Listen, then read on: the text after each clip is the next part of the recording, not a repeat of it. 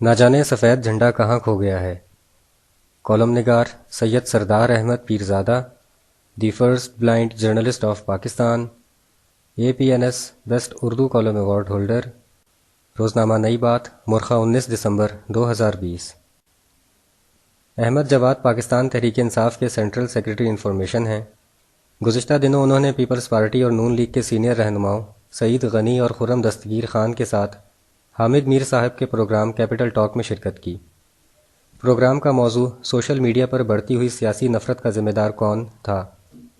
Programme کے آغاز میں یہ خیال آیا کہ گفتگو میں شریک PTI کے نمائندہ احمد جواد اپنے مد مقابل نون لیگ اور پیپلز پارٹی کے نمائندوں کو اینٹ کا جواب پتھر سے دیں گے، اور جیسا کہ PTI کے سوشل میڈیا ٹرولز کے بارے میں تاثر ہے کہ وہ مخالف کی ایسی تیسی کرنے میں کوئی کسر اٹھا نہیں رکھتے، ویسا ہی کیپٹل ٹاک میں دیکھنے کو ملے گا۔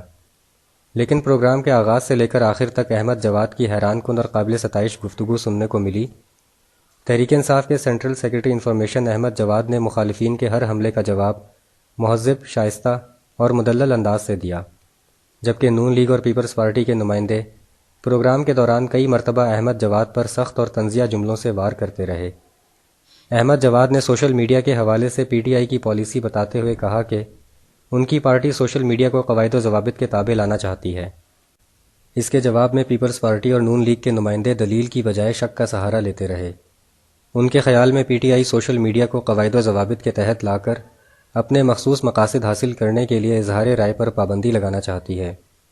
دیکھا جائے تو سوشل میڈیا سمیت میڈیا کی سب برانچوں کو قواعد و ضوابط کے تحت لانا مہذب اور صحت مند سوسائٹی کے لیے ضروری ہوتا ہے۔ ماضی کے تجربات کے نتیجے میں اپوزیشن کی یہ بات بھی درست ہے کہ حکومت وقت اس قسم کی پالیسیوں کے ذریعے ناقدین اور اپوزیشن کی رائے پر پابندی لگا دیتی ہے۔ حکومت وقت کی سوشل میڈیا کو قواعد و ضوابط کے تحت لانے کی دلیل پر اپوزیشن کے شک و شبے کا حل یہی ہے کہ اپوزیشن حکومت وقت کے ساتھ بیٹھ کر سوشل میڈیا کے قواعد و ضوابط کی قانون سازی کے حوالے سے ڈرافٹ تیار کرے، تاکہ حکومت اور اپوزیشن میں باہمی اعتماد کا آغاز ہو اور سوشل میڈیا کے ذریعے سیاسی مخالفین کے خلاف پھیلنے والی بدترین نفرت کو روکا جا سکے، جس کے خطرناک اثرات گھروں کے اندر تک پہنچ چکے ہیں۔ اس موضوع کے بعد اپوزیشن جماعتوں کی PDM تحریک کا جائزہ لیں تو ایک معاملہ سمجھ نہیں آ رہا۔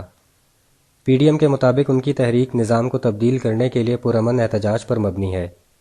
ان کے اس بیانیے کو ہسٹری کے صفحات سے پرکھیں تو متضاد نتیجہ سامنے آتا ہے۔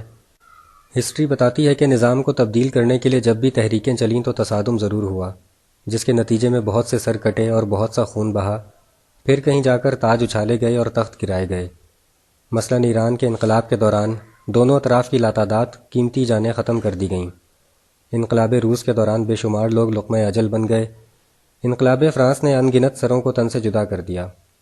بے شک اگست 1947 میں ایک پرامن سیاسی تحریک کے ذریعے پاکستان معرض وجود میں آیا، لیکن انگریزوں کو نکال کر پرانے ایک ہندوستان کی جگہ نئے ملک یعنی نئے نظام کو لاتے ہوئے لاکھوں مہاجرین نے اپنے مال، جسموں اور عزتوں کی قربانی دی۔ مختصر یہ کہ ہسٹری میں سسٹم کے خلاف چلنے والی ہر تحریک کے نتیجے میں آگ اور خون کا دریا بہتا ہے۔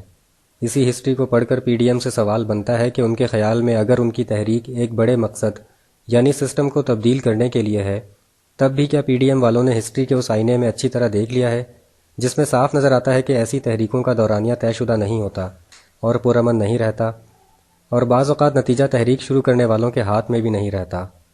اگر واقعی PDM کی تحریک ملک کے پرانے سیاسی نظام میں تبدیلی کا عزم لے کر چلی ہے تو ہسٹری کی روشنی میں کیا اس کا مطلب یہ ہوگا کہ عوام کو تصادم کی قربانگاہ سے گزرنا پڑے گا؟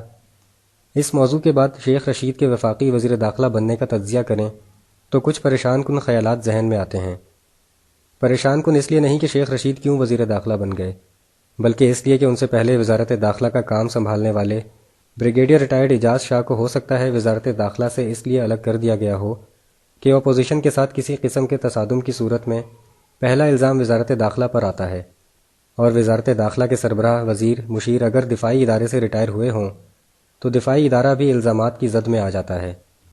اس سے قبل بھی بے نظیر بھٹو نے اپنے قتل کے منصوبے کا الزام بریگیڈیئر ریٹائرڈ اعجاز شاہ پر لگایا تھا۔ شیخ رشید یعنی ایک سیاسی شخصیت کے وزیر داخلہ ہوتے ہوئے اپوزیشن PDM کے ساتھ تصادم کی صورتحال کا الزام دفاعی اداروں پر نہیں آتا۔